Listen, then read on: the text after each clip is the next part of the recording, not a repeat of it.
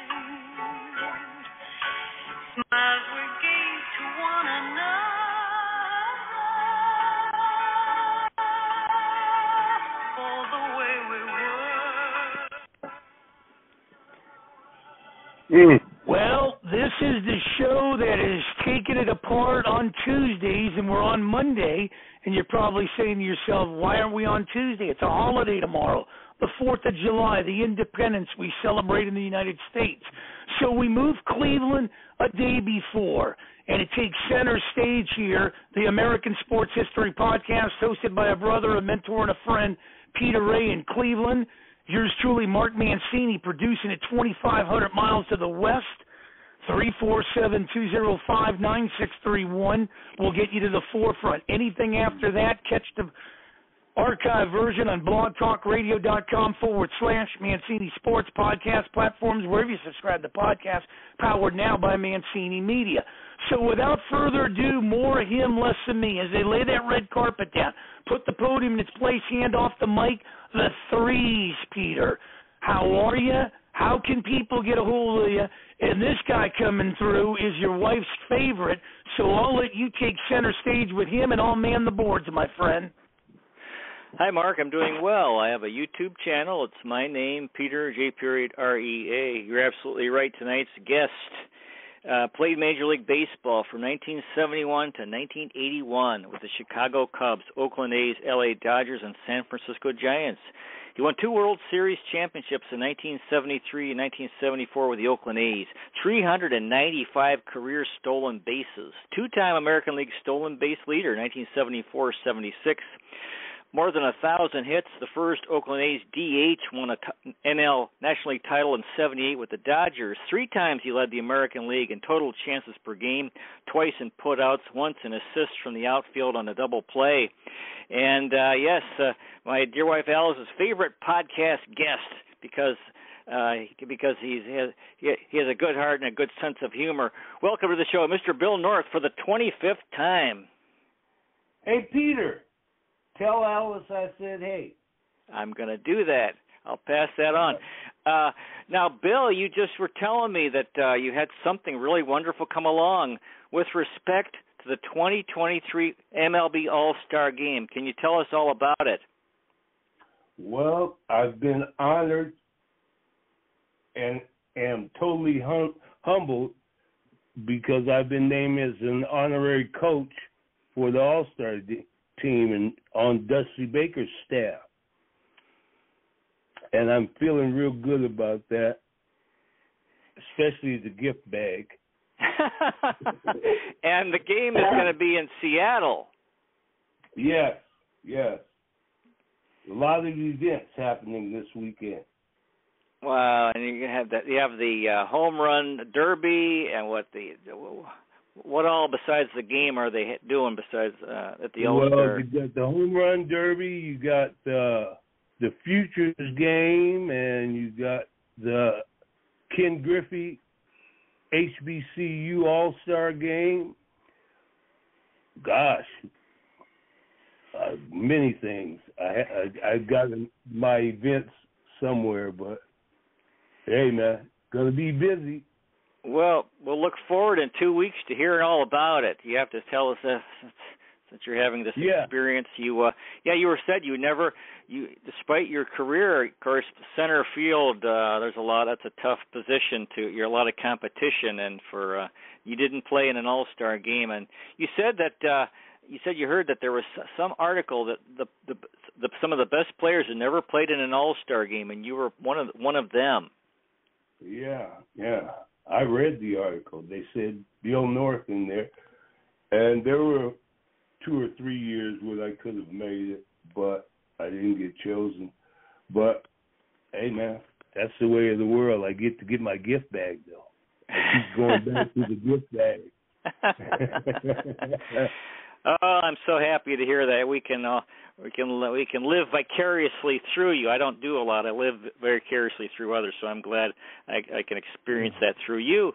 That wonderful time that you're going to have with and a lot of old. Do you know who are any of the old guys who are coming? Oh, not really. They're going to be a bunch of Mariner former players. They'll be here, and that, but. I'll find out when I get there. Okay, well, we want to hear all about it. Now, first thing tonight, I'm reading a book. It's called Dynastic, Bombastic, Fantastic Reggie Raleigh Catfish and Charlie Finley's Swingin' A's by Jason Turbo. Came out in 2017. And he's got a quote here by Dave Duncan, who won a World Series in '72 with the A's, their first of 3 before he got traded to Cleveland with George Hendrick for Ray Fosse and I think Jack Heidemann. He quoted Dave Duncan, who of course had a tremendous career as a pitching coach, and Duncan was talking about Dick Williams, and he said, quote, "He made us all managers on the field. Suddenly we saw how things really worked in baseball. It wasn't just hitting, running, and throwing the ball. It was thinking ahead, analyzing the play, anticipating the moves of the other team. He made every player think he was a leader of his own position. He made the players more intense and proud of their performance. He gave us bigger egos. He told us how good we could be." Any comment, Bill? Oh, plenty comment. That's actually hitting the nail right on the head. He taught baseball to be played in an efficient, fundamental way, and not to give up extra outs. Just do your job. My job was, if there was a hit in the alley, to hit the guy, get the ball, hit the guy coming out of the infield, and my job was done. And then it's his job. And if everybody does their job, things work efficiently. And he was adamant about don't give up extra outs. If you do that 3 times a game, they hit 10 innings and you hit 9. Yeah. But just a wonderful manager, knew the game, and he was a motivator. And he said, "I don't care what you do off of the field, unless it affects what you do on the field."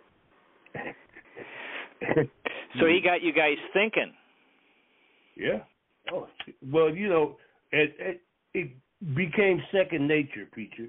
To the point that everybody, no matter what happened in the locker room or anywhere else, when we went on the field, we played baseball at its finest. And everybody was intent. Everybody knew the game. And you just, it was, like I said, it was a Cadillac. And Reggie Jackson and Joe Rudy and Sal Bando, Gene Tennis, those guys drove the car, but it wasn't going nowhere until I turned it on.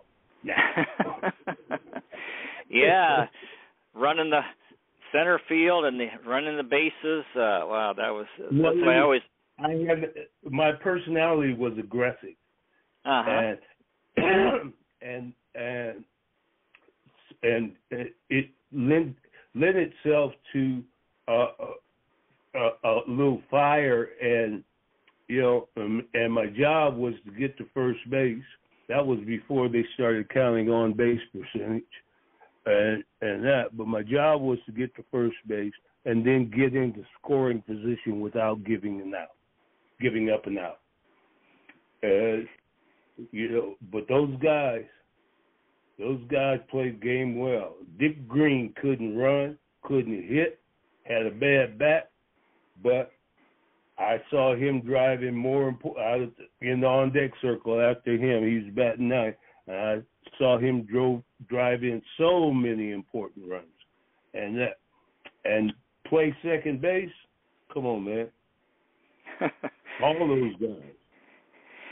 You recently celebrated the 50th anniversary of the 1973 World Series, so I watched recently Game 1, and I'm going to watch all seven games, and then tonight I want to talk about Game 1, and I took some notes here. It was A's beat the Mets in 7, and it was really an iconic World Series because you had Willie Mays at the very end of his career playing center field for the Mets, and Yogi Berra, manager of the Mets, and those two guys had played in against each other in the 1951 World Series.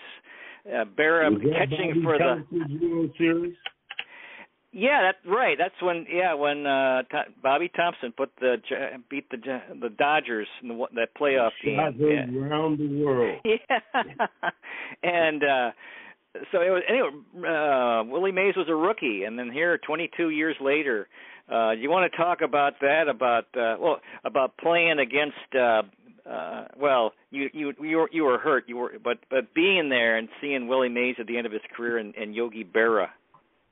Yeah, I'll tell you this, Peter. When I was a kid, I used to watch those. What a great gift God gave me. I used to watch those guys on TV and dream about playing in the World Series and then to be able to play against the greatest players that they were, and be in the locker room with some, and that was just a wonderful experience. And those guys could play the game. I mean, they were so smart.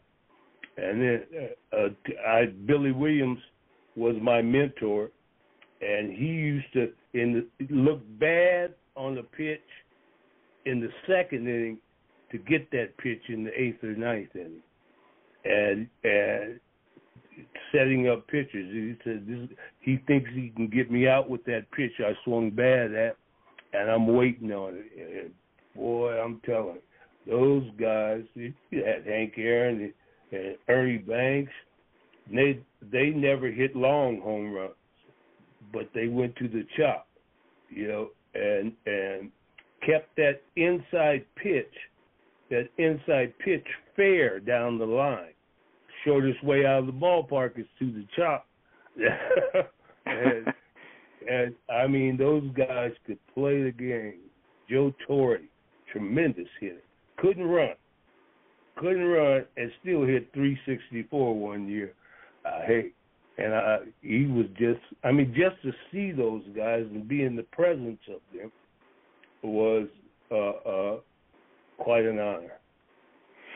And so you said Billy Williams would intentionally swing poorly at a pitch to get that pitch later in the game? Yes. Setting the pitcher up. Did you ever do that? Maybe once or twice. Okay. Hey, man, I look bad on too many pitches. Anyway. Now, but he would hit a home run, and I'd get a single. So. Now back to that World Series. It was a day game, Game 1, and they don't have day games anymore. And very bright sun. Ken Holtzman against John Matlack, and not all the seats were sold. It's funny how in the old days people need to work, so finally they figured out let's play at night so that people can come. Yeah. Anyway, and some of the stuff from that game, Felix Millan was choking the bat almost halfway up, and I'd never seen a guy choke the bat that high. And the funny thing is, later in the game, he had a ball over Joe Rudy's head. Rudy went down, and and he got a triple. And after that, Rudy backed up. Yeah. You remember, guys? Are guys choking up that much today? Or I was so shocked to see that. Not so much, I don't think. And that's probably why they're hitting what they hit now. But he did. So did Ron Hunt. I mean, there was some that choked up, but now, I mean, they were not so much half. It was more. They had 2/3 of the bat left, but it was back control that they were dealing with. And no. I mean, if you everybody in those days, they did pretty much what they felt was most available to them and for them. And now I don't think players. I think they're when they go to the plate, they're more like they all swing alike, and they got that launch angle and all that kind of stuff. But these guys drove the ball, and that was back in the day when you had hit and runs and bunts and that kind of thing, and they don't do that anymore. Yeah, in the game, Felix Millan took a ball playing second, went through his legs. Really good defensive second baseman, but happens to the best guys. And it was a bat hit off of Bert Campaneris, and then they had the split screen, and Campy stole second. Kurt Gowdy talked about how the A's were missing Bill North. If you watch now they had, since you were hurt, Reggie was in center, and they got Jesus Alou in right. And Reggie had a pretty good game. Made some good catches, although he had kind of a bad throw. But overall, he did well.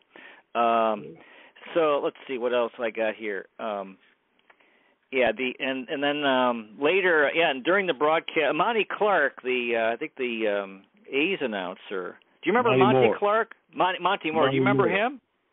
Oh, I saw him just recently at the 50-year reunion. Okay. Yeah. How's he doing? He's getting old. Okay. But aren't we all? Monty Moore. He said that Paul Blair and Bill North played the most shallow center field in the American League. Yeah. Well, Paul Blair set the standard. He said, if they go over your head, and if for them to go over your head, they have to go out of the park, or you don't know your limitations. And today you see balls bouncing on the warning track and all that kind of stuff. But hey, if you can play shallow and they have to go out of the park to get a hit, then that's what you should do. You cut off a lot of stuff inside there. And yeah. They had I can't remember too many bouncing on the warning track. Yeah, but Paul Blair was a standard. Just a wonderful suit. Hey, man. And we would talk about each other. If it got on the wire that somebody went over your head and stayed in the ballpark, one of them other center fielders would say, "Hey, man, what happened?" But there were great center fielders in that era. You had Ron LaFleur, you had Omar Moreno, you had, just a bunch of them that were wonderful center fielders. And Gary Maddox, 2/3 of the world is covered by water, and the other 1/3 is covered by Gary Maddox. And, yeah. Yeah, and Felix Millan with that high choking up, he got some power. I was surprised that he hit the ball all the way. He got a triple and fooled Joe Rudy, hit the ball over his head, and Rudy went sprawling on the outfield on the warning track. Hey, man. Hey. But I'll bet you this, he didn't do that many times. No. You got to play the percentages, cut them off inside. Right. But hey, man. It was the kind of thing that he was a good player. And he was an efficient player. But hitting the ball over Joe Rudy's head Joe Rudi, I played with two of the best left fielders to ever play the game, Dusty Baker and Joe Rudi. And those guys were, you know, there are so many little things that you do as an outfielder if you pay attention. You know, you move with the count. Guys swing different with 2 strikes on them than they do with less than that. And so he might be hitting the ball to right field with 2 strikes on him, so you move that way. And moving with the count. Dusty Baker told me, he said, when I went to the Dodgers, and he looked up at me moving on the count. He said, "You're the first center fielder I ever saw move on the count," and because he did that, you know. And he, hey man, you know, if I wasn't getting any hits, nobody was getting any in center field. Now. And one of my favorite quotes comes from 1973. The Mets closer Tug McGraw, whose famous quote was, "You gotta believe." Yeah. And that's apparently he kind of was joking around, and then it became this slogan. They had a very low winning percentage, but they made it to the World Series and pushed you guys to 7. Right. They got hot at the right time. They had Seaver and Matlock and Jerry Koosman, Gary Gentry, and Tug McGraw coming out of the bullpen. And they also had an excellent catcher, Jerry Grody. He was a good catcher. And he played the game. He was a tough man. But he played the game very, very intelligently. And he could call a game. He knew his pitches, you know. What was cool is that series, it was only 4 years removed from the 1969 Miracle Mets, so a lot of those guys were famous and from winning the series 4 years earlier, and then they were back in again, and you guys faced them, so that made it really entertaining. Well, they had a Rusty Staub, Tommy Agee, and Cleon Jones in the outfield, and all 3 of them were good hitters. And Tommy Agee was a great center fielder too. Hey man, they had a good team, but they just happened to mess up the last couple of games. Then Dick Williams put in Vic Davalillo in center for defense. He moved Reggie to right late in the game. Then there was an interesting play in the 8th. Bert Campaneris had a bunt, and he slid under. John Milner fielded the ball at first, and Campaneris slid under Milner. Slid away from it. Yeah. Yeah, and was safe at first. He hook slide. He did a hook slide, and the only thing that Milner had to touch was his foot. And he got it under him. Yeah. That was a cool play. Hey man, Campy could play. And then Daryl, they brought in Dick Williams brought in Raleigh Fingers, but Daryl Knowles finished the game. Yeah, he did. Took Raleigh out. Yep. Hey man, that was a good team, and everybody did their job. I mean, down to the Ted Kubiak and the base runners. I mean, we had some base stealers that were just pinch runners, and they could steal bases. And that, everybody, and Kubiak in the 8th inning or something like that, we got a man on base, and they send him to the plate to lay down that bunt, and he knew that was his job. He was getting ready beforehand, and that right there makes it easier to have success. You know, knowing that you've got a 25-man team with everybody knowing their job. You know, and because most of the guys on most teams, you know, they sit on the bench and managers change. But Dick Williams used everybody and went to their particular strengths. You know, just a wonderful manager. Put that team that team together and taught them how to play, and they were very confident.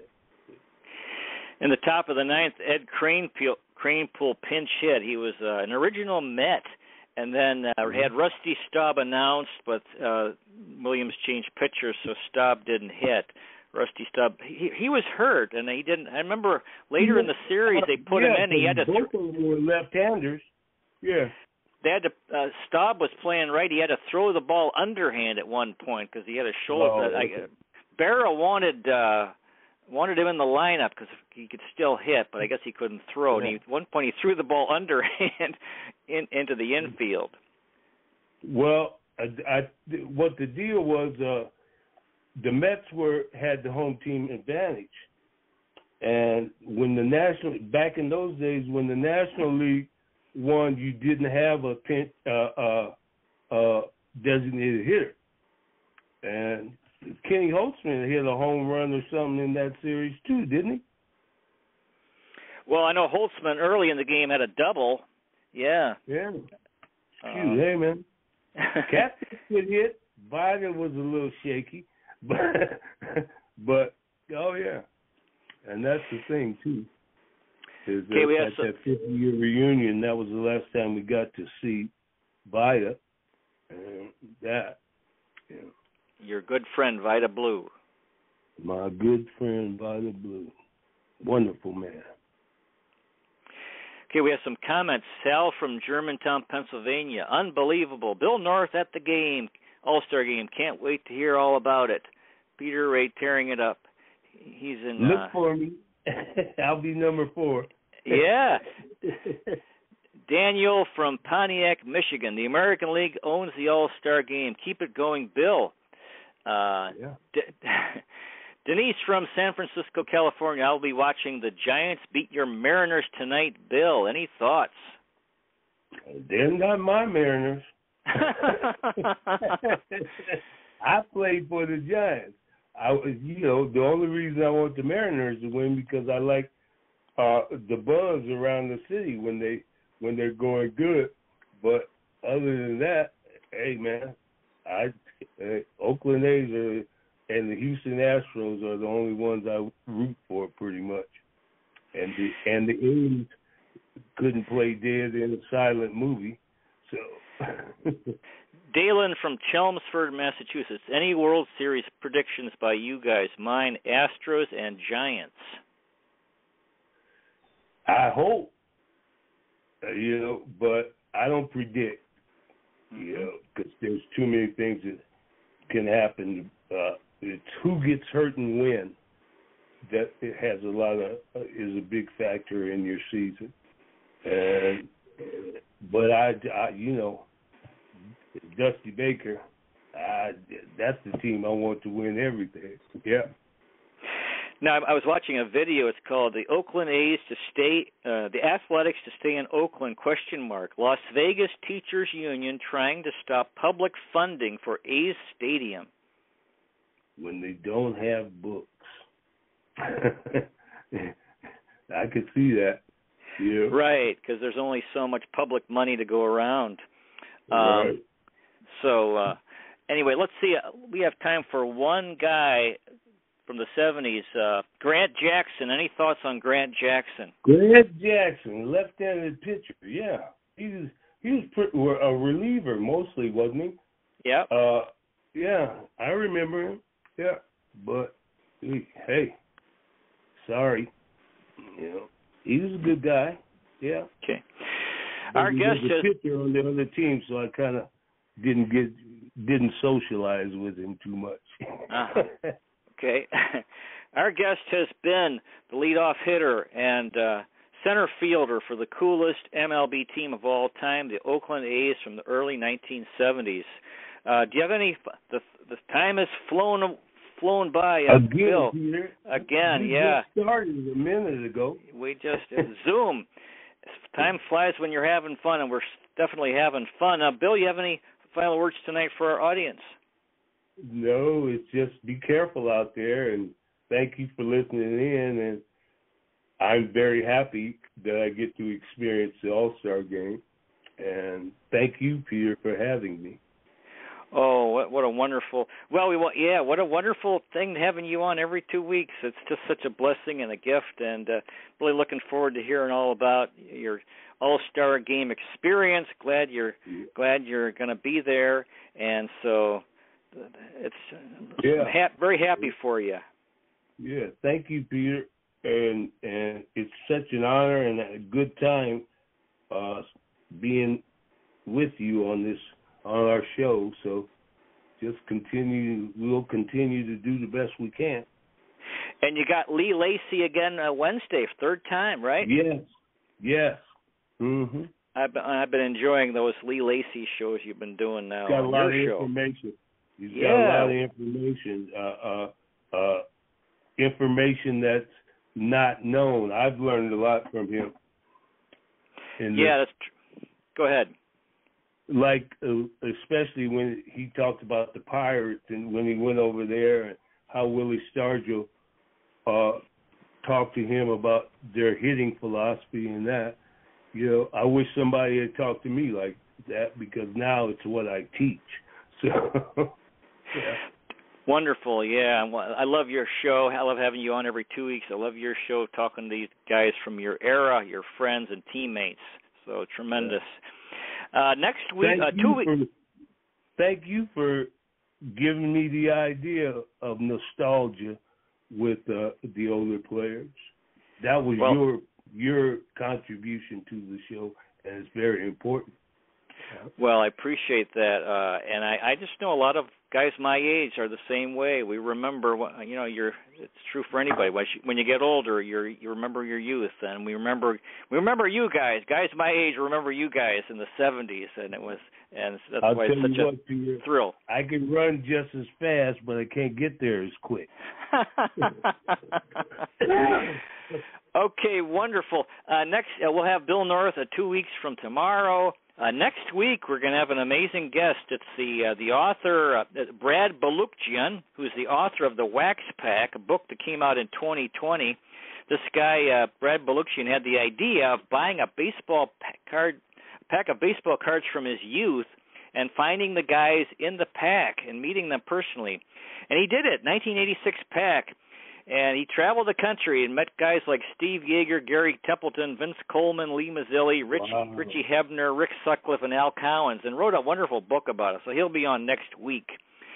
Dear listener, may the road rise to meet you. May the wind be at your back. May the sun shine warm upon your face and rains fall soft upon your fields. And until we meet again, may God hold you in the palm of his hand. Good night, everybody. Thanks a million again. Mr. Bill North. Thank you, Peter.